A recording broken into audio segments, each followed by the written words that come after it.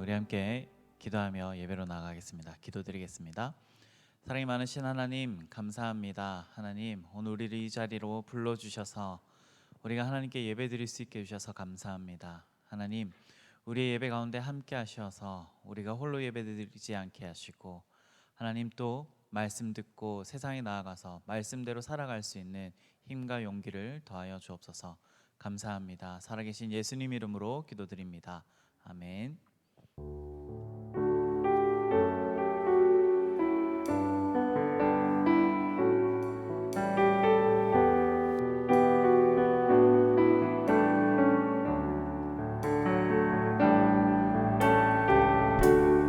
우리 모일 때 주 성령이 임하리. 우리 모일 때 주 이름 높이리. 우리 마음 모아 주를 경배할 때 주님 축복하시리. 주님 축복하시리. 우리 모일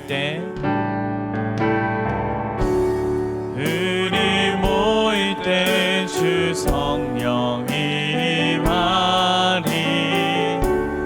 우리 모일 때 주 이름 높이리. 우리 마음 모아 주를 경배할 때 주님 축복하시리.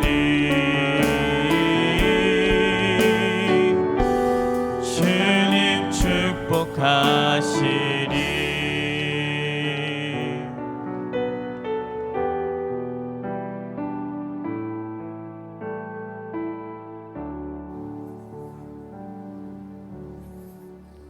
하나님 아버지, 하나님의 자녀인 저희들이 아버지께 감사와 찬송과 영광을 올려드리며 예배드리기 위해 이 예배당과 온라인 기기 앞에 장소와 상관없이 한 마음으로 모였습니다.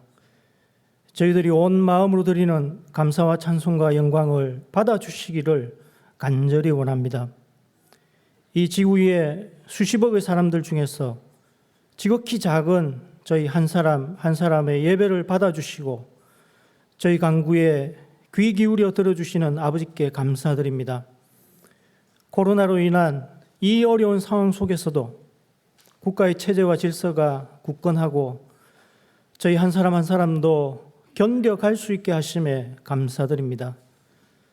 끝을 도대체 알 수 없는 코로나 상황에서 아픔과 슬픔들이 많이 생기고 있지만 이런 상황에서도 하나님의 뜻을 깨달아 알아가게 하심에 감사드립니다.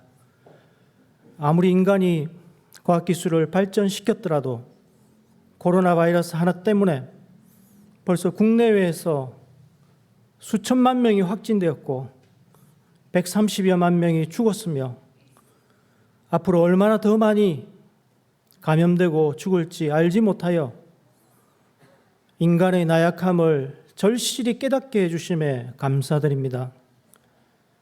이 시대 최대의 이단인 신천지의 정체가 비그리스도인들에게도 명확히 드러나게 되었고 현실 정치에 교회를 이용하던 거짓 지도자들이 무너지고 많은 것을 소유한 한국교회가 자신의 잘못된 모습, 교만을 깨닫게 해주신 것도 감사드립니다. 코로나 발생 이후로 교회와 그리스도인들이 어떻게 살아가야 할지를 깊이 생각하게 해주심에도 감사드립니다. 하나님, 인간들은 결국 하나님의 피조물일 뿐입니다. 연약한 저희들을 긍휼히 여겨 주시옵소서. 이 어려움 중에서 역시 경제적 약자, 신체적 약자 등 약한 이들이 더 많은 고통을 당하고 있습니다.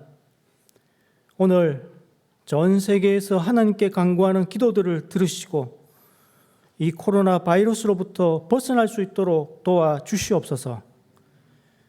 대연교회의 교인들 한 명 한 명의 삶과 생각을 모두 다 아시는 하나님, 한 명 한 명이 가지고 있는 소망, 신앙에 대한 것, 경제적인 것, 가족에 대한 것들을 아버지께서 들어주시고 기억해 주시고 때가 되면 이루어 주시기를 원합니다.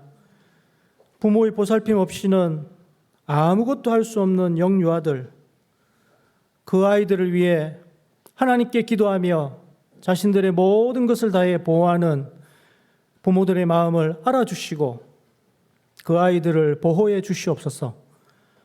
학교를 다니며 세상에서 필요한 것들을 배우고 있는 아이들이 영육이 건강하게 자랄 수 있도록 도와주시옵소서. 우리 청년들이 그들의 고민 하나하나를 하나님께 아뢰면 하나님께서 그 기도를 들어주시고 청년들이 자기의 길을 잘 찾아가도록 인도해 주시옵소서. 직장에 소속된 이들은 직장을 위해 하나님께 기도하고 하나님께서 주신 능력을 직장을 위해 잘 사용하고 사업에 매진하는 이들은 하나님께 기도하며 사업을 발전시켜 가고 저희들이 그 열매들로 하나님 나라를 위해 사용할 수 있게 도와주시옵소서. 경제적 어려움으로 낙심하고 고민하고 실망한 이들에게는 구체적인 도움의 길을 열어주셔서 그 어려움에서 벗어나 하나님의 은혜를 깨닫는 기회가 되게 해 주시옵소서. 젊은 몸이지만 병이 생긴 이들, 이제 나이가 들어 병에 걸린 이들, 마음의 병에 빠져 절망하는 이들이 그 질병들을 이겨내고 견뎌내고 치유받을 수 있도록 전능하신 아버지께서 도와주시옵소서. 수능을 앞두고 있는 수험생들, 긴 시간 동안 준비한 자신의 실력을 실수 없이 잘 발휘할 수 있도록 담대한 마음으로 준비할 수 있도록 인도해 주시옵소서.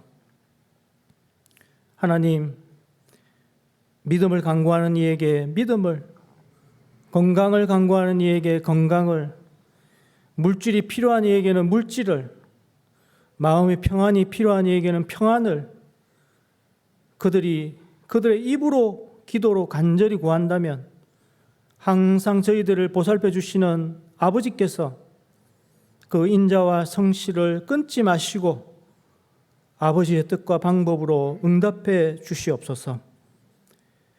저희가 이 소망들을 간절히 간구하며 먼저 하나님의 의를 분명히 구하고 지니고서 자기 가정, 자기 주변에서부터 하나님 나라를 이루기 위해 노력하고 달려가게 인도해 주시옵소서.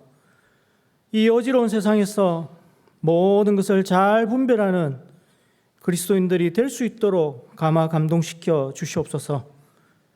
이 시간 하나님의 말씀이 정확하게 전해질 수 있도록 설교자와 저희 모두를 성령께서 꽉 붙잡아 주시옵소서. 이 세상 마지막 날에 왕권을 가지고 모든 것을 심판하러 다시 오실 예수 그리스도 이름으로 저희 모두가 함께 간절히 기도합니다. 아멘.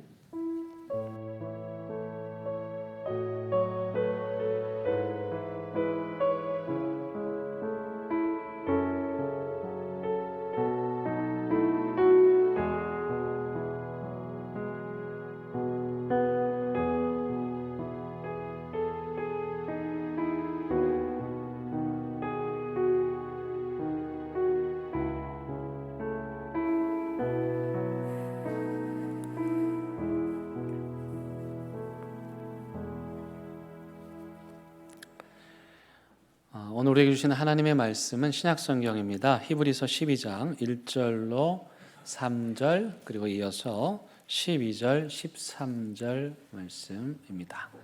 히브리서 12장 1절로 3절 그리고 12절, 13절 말씀 제가 봉독하겠습니다. 하나님 말씀 경청하시기 바랍니다. 이러므로 우리에게 구름같이 둘러싼 허다한 증인들이 있으니 모든 무거운 것과 얽매기 쉬운 죄를 벗어버리고 인내로서 우리 앞에 당한 경주를 하며 믿음의 주여 또 온전하게 하시는 이인 예수를 바라보자. 그는 그 앞에 있는 기쁨을 위하여 십자가를 참으사 부끄러움을 개의치 아니하시더니 하나님 보좌 우편에 앉으셨느니라. 너희가 피곤하여 낙심하지 않기 위하여 죄인들이 이같이 자기의 거역한 일을 참으신 일을 생각하라. 12절 13절입니다. 그러므로 피곤한 손과 연약한 무릎을 일으켜 세우고 너희 발을 위하여 곧은 길을 만들어 저는 다리로 하여금 어그러지지 않고 고침을 받게 하라. 아멘. 예, 오늘은 한 장의 사진을 보면서 말씀을 시작하려고 합니다. 코끼리 쇼를 위해서 사육된 코끼리가 굵은 쇠사슬에 묶여 있지요. 여러분 어떻게 생각하십니까? 저 코끼리가 저 쇠사슬을 끊을 수 있다고 생각하십니까? 아니면 못 끊을 것 같습니까? 저 덩치로 보아 저게 다리 하나잖아요. 사실 코끼리의 덩치로 보나 힘으로 보나 얼마든지 저 쇠사슬을 끊을 수 있습니다. 그런데 참 이상하게도 저 코끼리는 덩치값을 하지 못하고 저 사슬에 매여 끊을 수도 있는 그 사슬에 매여서 평생을 산다고 합니다. 그 이유가 무엇일까요? 그 해답은 코끼리의 어린 시절에 있습니다. 조련사들이 코끼리가 어릴 때부터 쇠사슬에 저 굵은 쇠사슬에 묶어서 기르죠. 여러분 당연히 어린 코끼리가 답답하지 않겠어요? 그래서 그 쇠사슬로부터 벗어나기 위해서 안간힘을 씁니다. 하지만 아직은 이 코끼리가 힘이 연약해서 그 쇠사슬을 끊을 수 없고 오히려 그 쇠사슬로부터 벗어나기 위해서 몸부림을 치면 칠수록 고통만 더하고 상처만 깊어지는 것이죠. 결국 이 아기 코끼리가 수차례 실패를 반복하다 자신의 힘으로는 도저히 이 쇠사슬을 끊을 수 없다는 것을 알고 이 사슬로부터 벗어나는 것을 포기하게 되는 것입니다. 여러분 그때부터 이 코끼리의 행동 반경은 어디까지가 되겠습니까? 쇠사슬의 범위, 그 범위를 벗어나지 못하고 평생을 그 자리에서 그 주변을 맴돌면서 살아가는 것입니다. 심지어는요, 불이 나도 이 코끼리가 도망갈 생각을 하지 못하고 그 자리에서 그렇게 그냥 죽는다고 합니다. 그런데요, 정말 이해할 수 없는 것은 이 코끼리가 성장한 이후의 일입니다. 어릴 때야 그 사슬이 굵고 크게 느껴졌겠지만 여러분들이 사진에서 보신 것처럼 코끼리가 성장한 이후에 그 사슬은 어떻게 보이겠어요? 작고 또 얼마든지 자기 힘으로 그것을 끊을 수 있을 것이라고 생각할 겁니다. 근데 신기한 것은 이 코끼리가 아예 그런 시도조차를 하지 않는다고 그럽니다. 왜일까요? 이 코끼리는 눈에 보이지 않는 체념의 쇠사슬, 그 쇠사슬에 몸도 마음도 묶여 있기 때문입니다. 그런 의미에서 보면 코끼리의 저 굵은 다리를 묶고 있는 쇠사슬보다 코끼리의 마음을 얽어매고 있는 그 체념의 쇠사슬이 훨씬 더 무서운 것이라 할 수 있겠습니다. 그런데요, 사람도 이와 비슷합니다. 대부분의 사람들이 이 아기 코끼리처럼 과거의 실패와 상처의 자리에 마음이 꽁꽁 묶여 있습니다. 그 마음이 과거에 이미 얼어붙어 버린 거예요. 여러분, 마음이 얼어붙어 있고 꽁꽁 묶여 있으면 어떻게 됩니까? 계속 앞으로 나아가야 되는데 앞으로 나아가지를 못해요. 때에 맞게 성장을 해야 되는데 성장을 하지 않는 거예요. 그리고 무엇보다도 그 사람의 삶의 행동 반경이 어린 시절에 묶인 그 마음의 사슬의 범위를 벗어나지 못하고 그 주변만을 맴돌게 되는 것입니다. 그렇게 이 땅에 수많은 사람들이 체념의 사슬에 마음이 꽁꽁 묶인 채 살아가고 있습니다. 과거의 어느 한 시점에 꽁꽁 묶여서 성장하지 못하는 사람을 심리학에서는 성인 아이라고 말합니다. Adult child라고 하는데요. 성인 아이란 건강한 자존감을 형성하지 못해서 성인이 되어서도 자기 개별화가 이루어지지 않은 거예요. 그래서 몸은 누가 보아도 어른이에요. 근데 마음은 과거의 어느 한 시점에 어린 아이처럼 행동을 하는 것입니다. 코끼리를 예를 들면 여러분 보셨던 것처럼 몸집은 이미 커졌죠? 그러니까 어른 코끼리예요.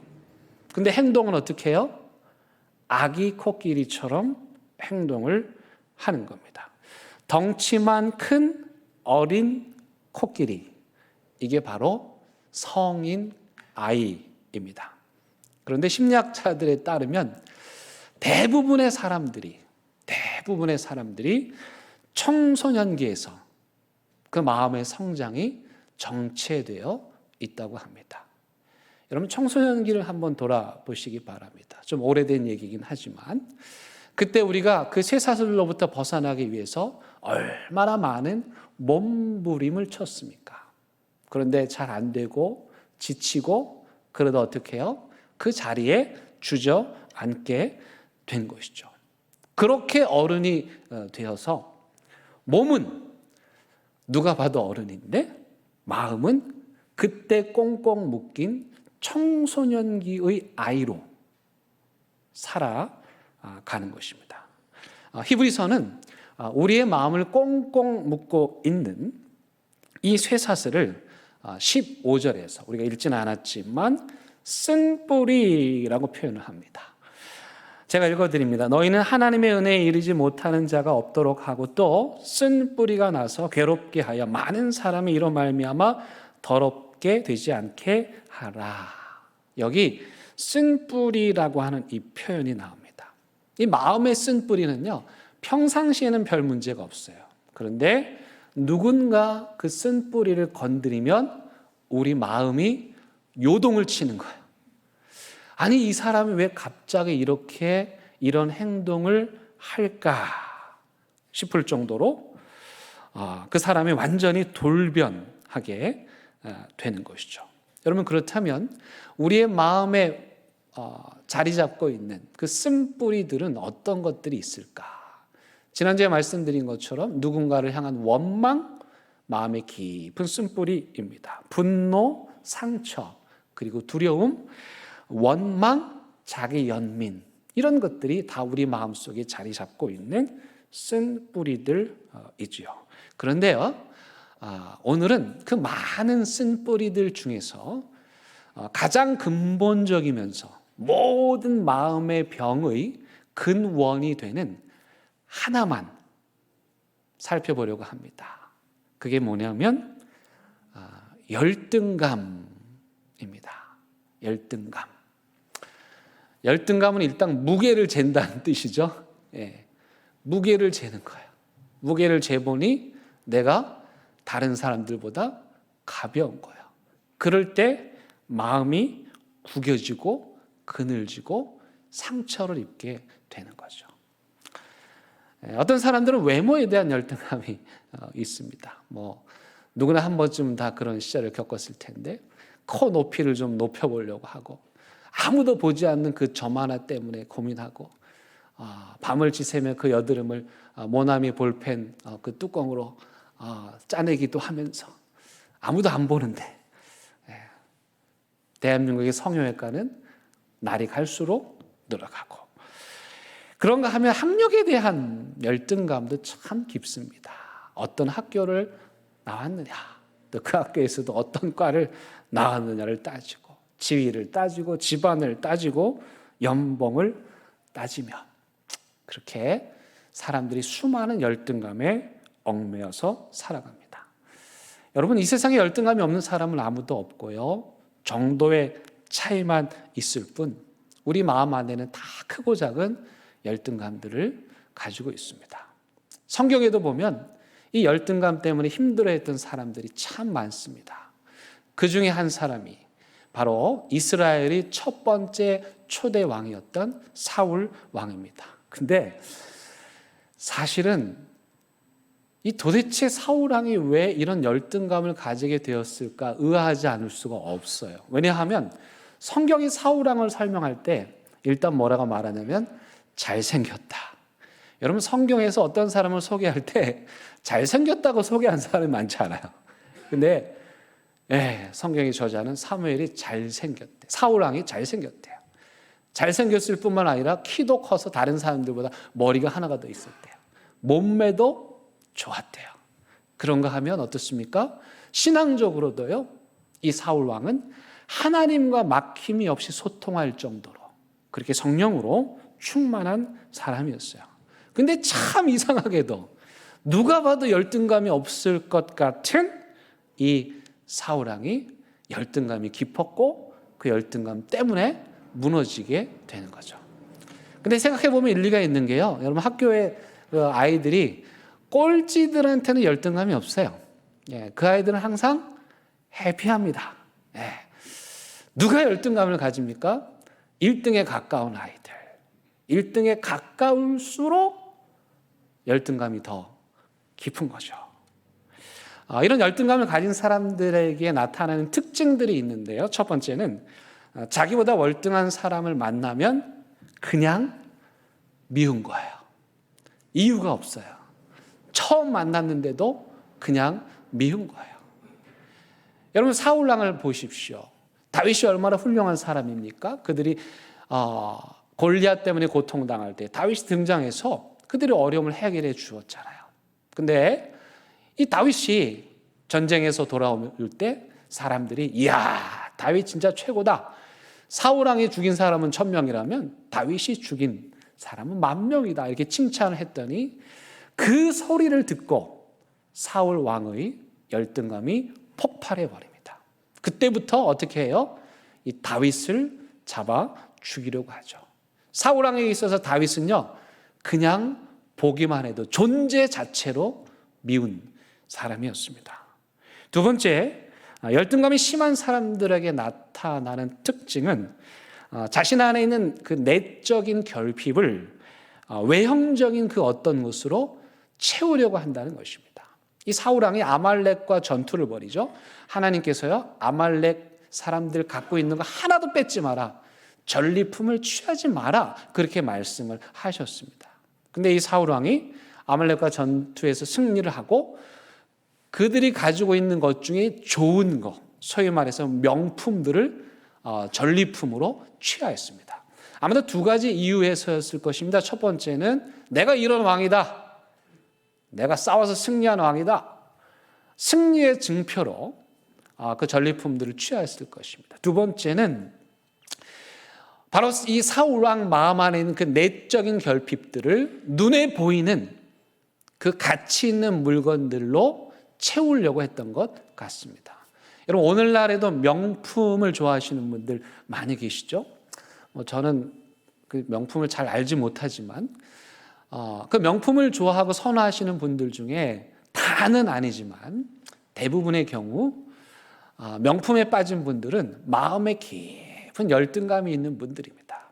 그 빈 마음을, 그 결핍을, 그 공허함을 눈에 보이는 어떤 가치 있는 물건들로 채우려고 하는 거죠. 하지만 사울 왕이 아말렉의 그 좋은 그 가치 있는 물건들을 전리품으로 취했어도 열등감이 없어지지 않았던 것처럼 명품을 아무리 많이 사도 그 마음의 열등감을 치유할 수는 없는 것입니다. 세 번째, 열등감을 가진 사람들은 정서적으로 불안합니다. 왜입니까? 자신의 인생의 주인공이 자기가 아니고 늘 어떤 상황 가운데서 사람들의 눈치를 살핍니다. 다른 사람이 나를 어떻게 생각하는가를 의식하게 되는 거죠. 그러다 보니까 정서적으로 불안한 사람이 되는 겁니다. 사울 왕의 경우 실제로요 조증과 우울증이 함께 있는 조울증 환자였습니다. 좋을 때는 한없이 좋죠. 다윗이 하프를 켜면 우리 다윗 최고, 야 다윗만한 사람이 없어 하면서 막 좋아하다가 갑자기 창을 들어가지고 그 하프를 켜고 있는, 연주를 하고 있는 다윗을 죽이려고 하는, 그러니까 언제 어떻게 돌변할지 모르는, 도저히 종잡을 수 없는 그런 불안정한 상태를 지속하게 되는 겁니다. 여러분, 이런 마음들이 계속될 때, 이런 행동들이 계속될 때 어떤 일이 일어납니까? 주변의 사람들이 다 떠납니다. 사울 왕도요, 충신들이 떠나죠. 나중에는 가족들도 떠나버립니다. 그래서 열등감의 최대 피해자는 누구냐? 바로 자기 자신입니다. 여러분, 그런데요, 열등감이 있다고 해서 꼭 넘어지는 것은 아닙니다. 오히려 이 열등감을 이용해서, 이 열등감 때문에 자신의 부족한 부분을 채워서 성장하는 사람도 있습니다. 여러분, 적어도 내가 어떤 것에 열등감을 느낀다는 것은 객관적으로 어떤 의미입니까? 내가 그게 부족하다는 거잖아요. 그러니까 열등감을 느꼈다는 건 나에게 이런 부족함이 있다는 것을 알게 해준 거죠. 성경에 갈렙이라는 사람이 나옵니다. 모세의 뒤를 이은 다음 세대의 지도자 여호수아와 함께 갈렙이 늘 등장하게 되는데요. 갈렙이 바로 자신의 열등감을 극복하고 믿음의 사람으로 우뚝 선 사람이죠. 여러분, 갈렙이 이스라엘의 12지파 중에 어느 지파인지 혹시 아십니까? 혹시 아십니까? 네. 갈렙은요, 이스라엘의 12지파 중에 어느 지파에도 사실은 소속되어 있지 않습니다. 왜냐하면 갈렙은 이스라엘 사람이 아니에요. 이스라엘 사람이 아니에요. 갈렙은 겐 족속인데 출애굽할 때 이스라엘 사람들과 함께 나온 것 같습니다. 여러분, 이스라엘 사람들이 어떻습니까?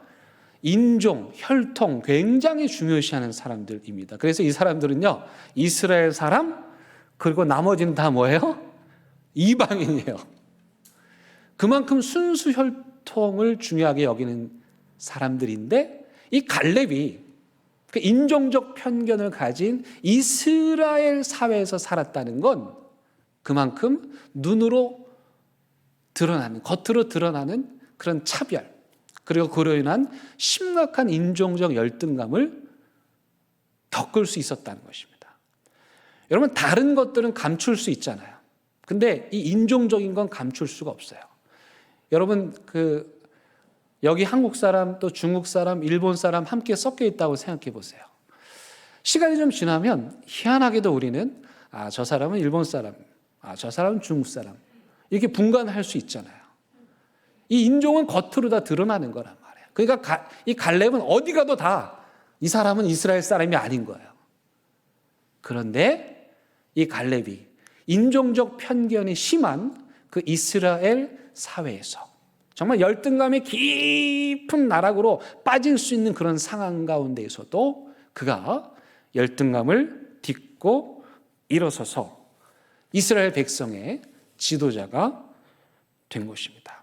만약 그가 나는 이방 사람이기 때문에 안 돼, 이스라엘 사람들이 이방 사람들 사람 취급도 하지 않는데 내가 여기서 무슨 성공을 할 수 있게 해서 그렇게 생각했다면 우리가 성경에서 만나는 그런 갈렙을 어쩌면 보지 못했을 수도 있는 것입니다. 그런데요, 이 갈렙의 됨됨이는 거기서 그치지 않습니다. 사실 갈렙은 여호수아와 함께 모세 다음가는 2인자였어요. 그래서 항상 모세 다음에는 여호수아와 갈렙 이렇게 이름이 나와요. 근데 모세의 뒤를 이은 사람이 누굽니까? 모세의 뒤를 이은 사람이 여호수아입니까? 갈렙입니까? 여호수아이죠. 여호수아와 함께 늘 좌의정 우의정을 했는데 어느 날 자신과 함께 했던, 같은 위치에 있었던 여호수아가 모세의 뒤를 이은 지도자가 된 거예요. 여러분들이 갈렙이라면 그때 어떤 마음이 드시겠어요? 박수를 쳐주시겠습니까? 기뻐하겠습니까? 어쩌면 이랬을지도 몰라요. 내가 더 이상은 도저히 못 참겠다.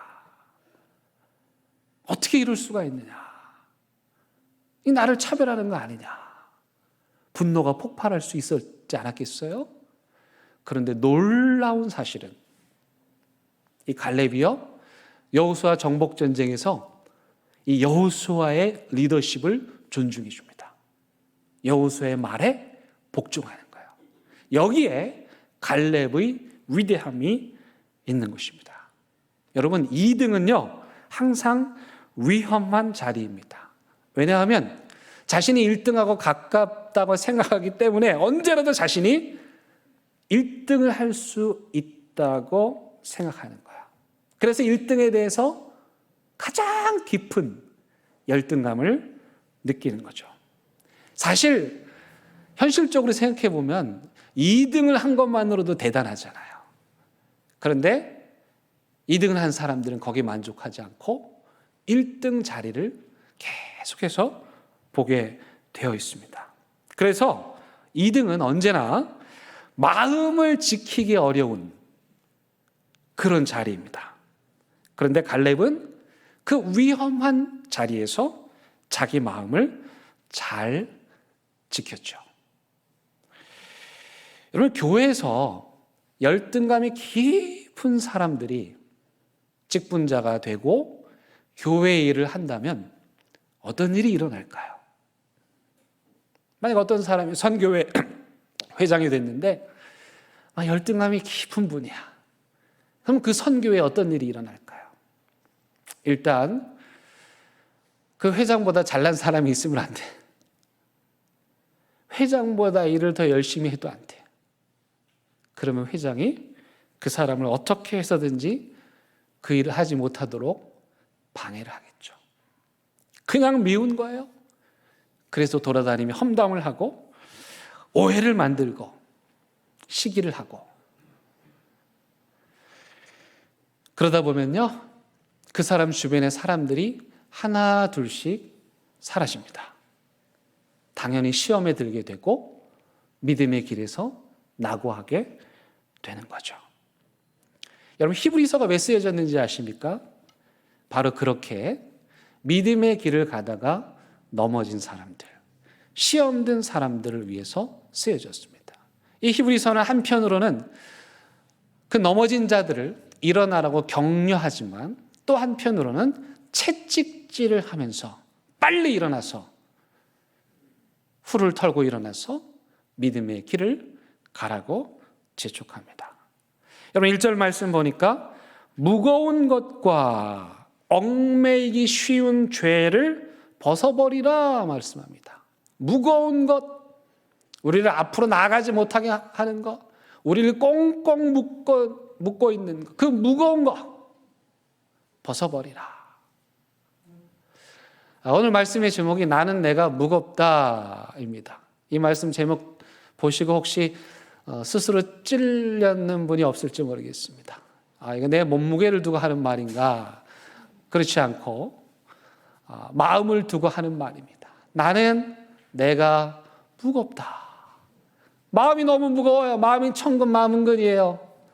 앞으로 나아가야 되는데, 뛰어가야 되는데 주저앉아 있어요. 아무것도 하지 않아요. 자기만 안 하는 게 아니라 다른 사람까지 하지 못하도록 끌어내려요.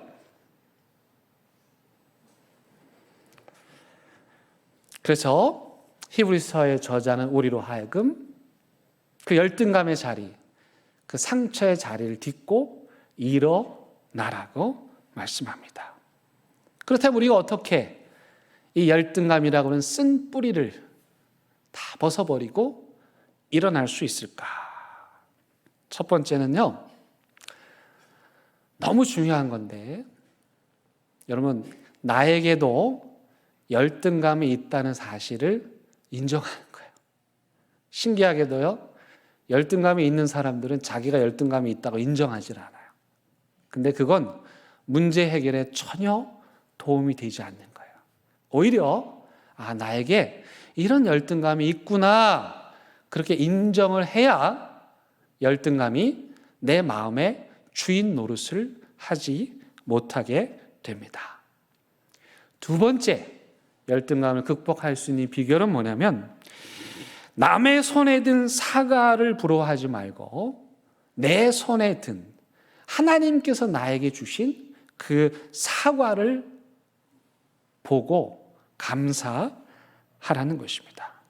남의 것에 주목하지 말고 하나님이 나에게 주신 것, 그것을 헤아려 보는 것입니다. 다른 사람의 인생에 기웃대지 말고 하나님이 나에게 주신 소명과 달란트에 충실하라는 것입니다. 여러분, 갈렙이 인종적인 편견과 또 열등감, 또 항상 2인자로 2등이라는 그 열등감을 어떻게 극복할 수 있었을까요? 여러분, 사람들이 참 못된 게 이런 사람이 있지 않았을까요? 갈렙을 찾아와서 갈렙의 마음을 부추기는 거예요. 야, 네가 뭐가 부족하냐? 내가 볼 때는 네가 여호수아보다 훨씬 훌륭하다. 너가 뭐가 부족해서 여호수아가 모세의 뒤를 이어야 되냐? 너도 가만히 있지 말아라. 그런 사람이 있지 않았겠어요? 그런데 갈렙은요 45년 동안 한눈을 팔지 않은 거예요. 여호수아는 여호수아고 나는 나다. 하나님이 여호수아에게 주신 소명이 있고 나에게 주신 소명이 있다. 그래서 갈렙은요 45년 동안 한결같이 하나님께서 그에게 주신 소명을 붙들고 자기의 길을 뚜벅뚜벅 믿음으로 걸어간 거예요. 자신의 소명에 집중한 거예요. 다른 사람의 소명을 이렇게 볼 기웃거릴 그런 마음의 여유가 없는 거예요. 그럴 때 우리 마음 안에 있는 열등감을 우리가 다스릴 수 있는 겁니다.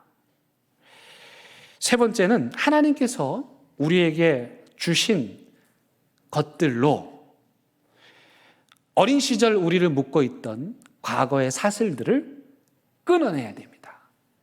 여러분, 우리는 더 이상 그 어린 시절의 코끼리들이 아닙니다.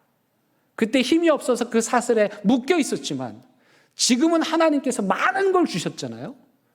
그럼 우리는 이제 하나님이 주신 그 힘으로, 능력으로 우리를 묶고 있었던 그 사슬들을 하나씩 하나씩 끊어내야 하는 것입니다. 마지막으로 궁극적으로는요, 우리 마음의 이 상처, 이 열등감을 치유할 수 있는 분은 오직 예수 그리스도이십니다. 그래서 오늘 히브리서 저자가 뭐라고 말합니까? 예수를 바라보라. 어떤 예수입니까? 십자가에서 보혈의 피를 흘리셔서 우리의 마음을 치유하시고 회복하시는 예수님, 우리의 쓴뿌리와 상처들을 다 깨끗게 하시는 예수님, 그 예수님을 바라보라는 것입니다. 여러분, 믿음이 좋은 사람이란 어떤 사람일까요? 저는 마음이 건강한 사람이라고 생각합니다. 왜냐하면 예수님을 만나잖아요. 예수님을 진짜 믿잖아요. 그러면 마음 안에 있는 이 쇠사슬들이 하나씩 하나씩 다 끊어지는 거예요. 우리 쓴뿌리들이 다 뽑히는 거예요. 예수님을 진짜 만나면, 예수님과 진짜 통하면, 그 예수님을 진짜 믿고 따르면 우리 주님 말씀하십니다. 너희가 자유하게 되리라. 여기서 말하는 자유는 우리가 마음대로 하는 그런 자유가 아니라 우리를 얽어매고 있는 그 쇠사슬로부터, 우리 옛 자아로부터의 자유를 의미하는 것입니다. 그래서 교회를 다닌다는 것은, 예수님을 잘 믿는다는 것은, 신앙생활을 잘 한다는 것은 무슨 어떤 영적인 신비한 체험을 하거나 무슨 기적을 베풀거나가 아니라 마음이 건강한 거예요. 사탄은 우리가 마음이 건강하지 못하게 하기 위해서 가진 애를 씁니다. 여러분, 사울왕이요, 하나님과 영적으로 막힘이 없이 소통했잖아요. 근데 그게 마지막에 어떻게 됩니까? 그의 영혼이 혼미해져요. 그래서요, 나중에는 악령의 지배를 받게 돼요. 신기하죠? 마음의 병이 들었더니요, 마음이 건강하지 못하게 되었더니요, 하나님의 음성을 듣던 그가 악령에 이끌리는 삶을 살게 되는 거예요. 왜 그런 줄 아세요? 우리 마음이 그늘지잖아요. 우리 마음이 쓴뿌리를 그냥 내버려 두잖아요. 우리 마음에 곰팡이가 끼잖아요. 그러면 악한 영들이 그걸 알아봐요. 그래서 그런 마음을 찾아다니면서 마음을 더 병들게 만드는 거예요.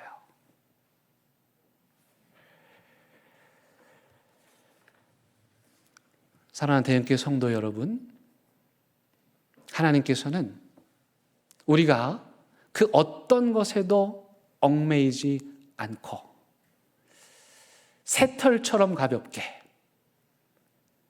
연약한 무릎 다시 힘을 얻고 믿음으로 다시 일어나서 사뿐사뿐 믿음의 길을 가기를 원하십니다.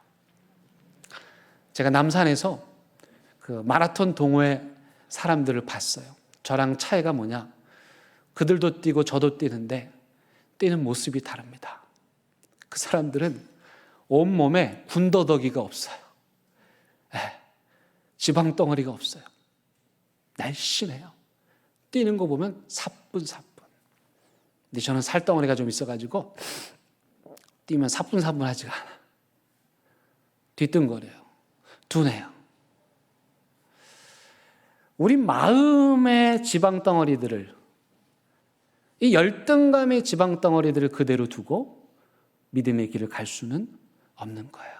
너무 버겁고 힘들고 보는 사람도 힘들어요.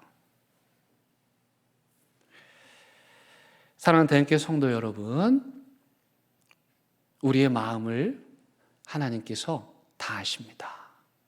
그리고 우리의 마음을 하나님께서 치유하십니다.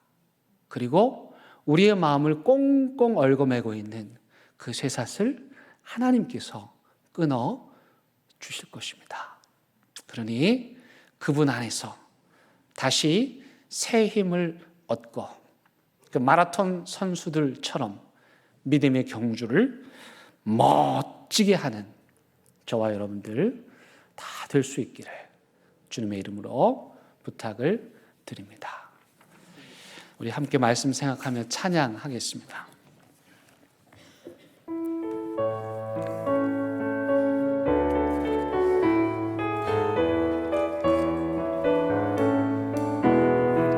죄에서 자유를 얻게 하는 보혈의 능력, 주의 보혈, 시험을 이기고 승리하니 참 놀라운 능력이로다. 주의 보혈 능력이 떠나 주의 피 흘려 주의 보혈 그 어린 양의 매우 귀중한 피로다. 육체의 정욕을 이길 힘은 보혈의 능력, 주의 보혈 정결한 마음을 얻게 하니 참 놀라운 능력이로다. 주의 보혈 능력이 또다. 주의 피 흘려 주의 보혈 그 어린 양의 매우 귀중한 피, 주의 보혈 주의 보혈 능력이 또다. 주의 피 흘려 주의 보혈 그 어린 양의 매우 귀중한 피로다. 기도하시겠습니다. 하나님 예수 그리스도 십자가의 보혈로 우리의 병든 마음, 그늘진 마음, 곰팡이 낀 마음, 왜곡된 마음, 삐뚤어진 마음,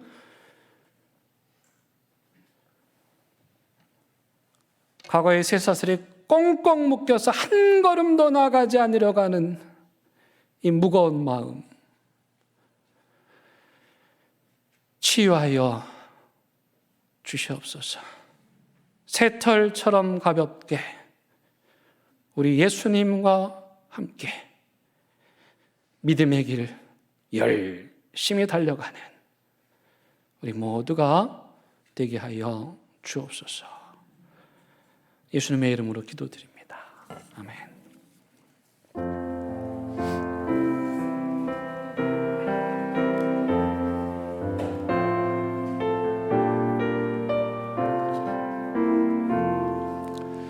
나의 생명 드리니 주여 받아주셔서 세상 살아갈 동안 찬송하게 하소서.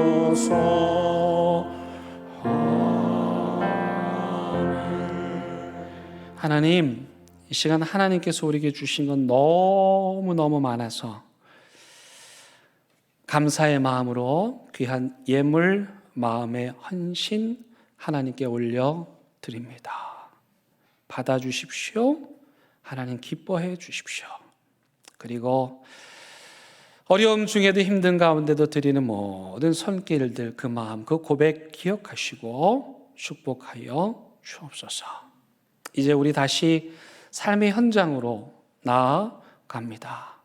그곳에서 만나는 모든 사람들, 그 마음의 깊은 것까지 헤아릴 수 있는 영적 분별력 우리에게 주셔서 그들이 왜 울고 있는지, 그들이 왜 주저앉아 있는지, 그들이 왜 화가 나 있는지, 그들이 왜 삶을 포기하고 있는지 보게 하시고 기도하게 하시고 만져주게 하시고 그들을 일으켜주는 삶 살게 하여 주옵소서. 예수님의 이름으로 기도드립니다. 아멘. 여러분 한 주간 평안하셨죠? 우리 함께 인사 나누시겠습니다. 잘 오셨습니다. 예, 반갑습니다. 예, 환영합니다. 이 시간에 우리 소개할 분이 있습니다. 우리 교회 서상희 성도님, 올해 우리 교회에서 유일하게 한 분이 세례를 받으셨는데 그분의 남편, 그분의 아내 되시는 분이십니다. 방문해 주셔서 감사합니다. 손 잠깐 들어주시면 우리 박수로 환영하도록 하겠습니다. 그리고 또 한 명 손님이 있습니다. 아메리칸인데요. 우리 교회 우상은 청년이 그 해군 작전사령부 그 통역 장교 중위로 있습니다. 다음 달에 결혼을 하는데 피앙세가 미국 사람입니다. 미국에서 공부하다가 만났는데 2주 전에 우리나라에 와서 격리하고 어제 12시에 격리가 풀려가지고 우리 교회 왔고 이제 다음 달에 결혼을 해서 우리 함께 믿음 생활, 신앙생활 하게 됩니다. 우리하고 인종이 다른 사람이 왔다 갔다 하네. 이상한 눈으로 보지 마시고 가까이 가셔서 hi, hello 거기까지만 하면 됩니다. 여기서 함께 믿음 생활 잘 할 수 있기를 바랍니다. Would you please stand up, 아비게일? 이름이 아비게일입니다. 우리 두 사람 축복하는 마음으로 큰 박수하도록 하겠습니다. 네, 감사합니다. 가을에 우리 시 암송하고 있는데요. 한 주 남았는데 여러분 마지막까지 최선을 다하셔서 말씀 암송해 주시기를 바랍니다. 우리 성탄 트리 점등 예배 이번 주 금요일 날 있습니다. 대림절 전 금요일인데 이번에는 코로나로 인해서 좀 생략해서 약소하게 진행하도록 하겠습니다. 저녁 식사가 제공되지 않고 간단한 간식만 제공을 하고 이제 성탄 트리를 밝히는 점등 예배 이번 주에 드립니다. 많이 참여해 주시기 바라고요. 구역장 원찰 모임을 계속 못하고 있었죠. 이번 주에 수요 성경 공부 이후에 모이도록 하겠습니다. 못 오시는 분들은 온라인으로 참여하실 수 있습니다. 우리 축하할 일도 있습니다. 우리 박이두 장로님, 손상숙 권사님, 그리고 초등학교 2학년 우리 지아가 벌써 성경 일독 했습니다. 큰 박수로 축하해 주시기 바랍니다.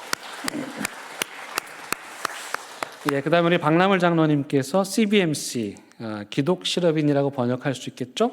동부연합회 회장님으로 내일 취임하십니다. 우리 박수로 축하해 주시기 바랍니다. 이제 다 함께 일어나셔서 결단의 찬양 함께 드립니다.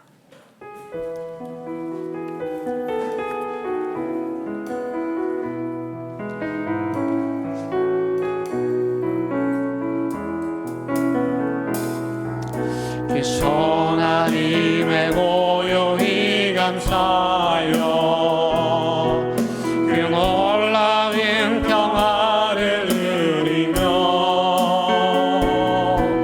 나 그대들과 함께 걸어가네. 나 그대들과 희망을 여네. 지나간 아픔과 고통의 날이 무겁게 내 영혼 짓눌러도 오 주여 우리 외면치 마시고 약속된 구원을 이루소서. 그 선한 일이 우리를 감싸시니 믿음으로 이루는 기대하네. 주 언제나 우리와 함께 계셔 하루 또 하루가 늘 새로워. 우리 신 예수 그리스도의 은혜와 하나님의 크신 사랑과 성령님의 인도하심이 피곤해진 손, 연약한 무릎, 저는 다리, 다시 하나님께서 주시는 치유와 회복의 능력으로 일어나서 믿음의 경주를 계속하기로, 시험든 삶에서, 왜곡된 삶에서, 주저앉은 삶에서 다시 일어나기로 다짐하고 결심하는 사랑하는 대형교회 모든 성도들 위해, 이들의 가정과 일터와 사업장 위해, 코로나 재난의 현장에서 분투하는 의료진들 위해, 이 나라 이민족 위해 이제부터 영원토록 함께 하시기를 간절히 축원하옵나이다. 아멘.